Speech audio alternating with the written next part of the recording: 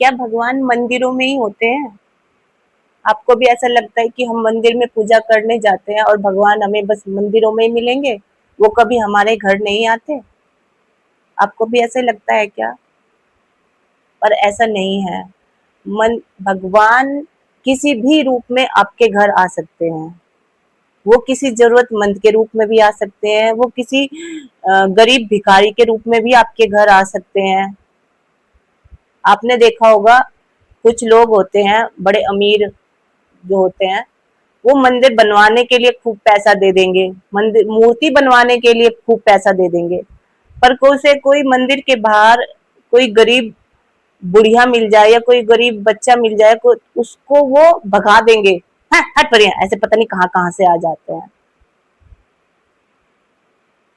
तो आपको क्या लगता है कि भगवान की बड़ी बड़ी मूर्ति बनवाने से भगवान खुश हो जाते हैं और गरीबों को धमकाने से भगाने से कोई फर्क नहीं पड़ता?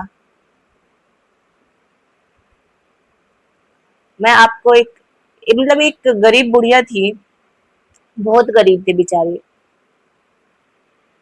तो एक उसके पास एक मतलब एक लड़का था उसका, वो इतनी गरीब थी कि उसके पास खाने तक के भी मतलब घर में वो अच्छा खाना बना सके इतने भी पैसे नहीं थे। दो वक्त की वो रोटी अच्छे से खा ले इतने भी पैसे नहीं थे। एक बार उसके उसके घर एक गरीब भिखारी आता है और वो उससे कुछ खाने के लिए मांगता है। वो औरत क्या होती है, वो जब भी अपना मतलब उसके पास दो ही रोटी थी, इतना ही था मतलब कि वो अपने बेटे, वो भी उसके बेटे के लिए उसने बनाई थी कि ये खा लेगा। पर जब वो गरीब मतलब बहुत ही मतलब गरीब बूढ़ा सा था एक, जो उसके घर आया था मांगने के लिए खाना, तो उसने उसमें से एक रोटी उस बूढ़े को दे दी और एक अपने बेटे को दे दी। उसने ऐसा नहीं किया कि दोनों ही रोटी अपने बेटे को दे दी, उसमें से एक उसने उस बूढ़े को भी दे दी कि चलो ये भी खा लेगा। उस बूढ़े ने वो रोटी ली और लेके उससे कहा कि भगवान तुम्हारा भला करे, और इतना कह के वो वहां से चला गया। पता फिर क्या होता है? अगले दिन उस औरत के घर में बहुत सारे मतलब पैसों से भरा संदूक, लत्ते, कपड़े, मतलब कपड़े और बहुत सारा सामान रखा हुआ होता है, और साथ में एक चिट्ठी भी होती है जो उन्हें मिलती है। पता उस पे क्या लिखा होता है? कि बेटी कल तुमने जिसकी मदद की थी वो भगवान थे, और उन्होंने तुमसे खुश होके आज तुम्हें ये सब कुछ दिया है। तो इसका मतलब ये है कि जब हम दर पे आए किसी भी गरीब को खाना देते हैं, किसी बाहर भी कोई गरीब मिल जाए उसकी मदद करते हैं, तो भगवान उससे ज्यादा खुश होते हैं। ना कि चढ़ावे से कि दुनिया भर का चढ़ावा चढ़ा दो, मंदिर में जाके चढ़ा दो 1 लाख रुपए, और मंदिर के बाहर जो गरीब बैठा है, जरूरतमंद बैठा है, उसे दोगे आप खाने के लिए 2 रोटी भी?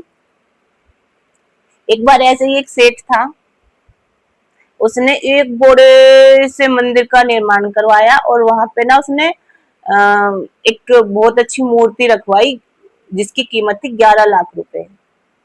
सब उसकी बड़ी तारीफ कर रहे, सेठ जी बड़े अच्छे हैं, ये वो सब तालियां भी बजा रही थी, इतना अच्छा काम किया है।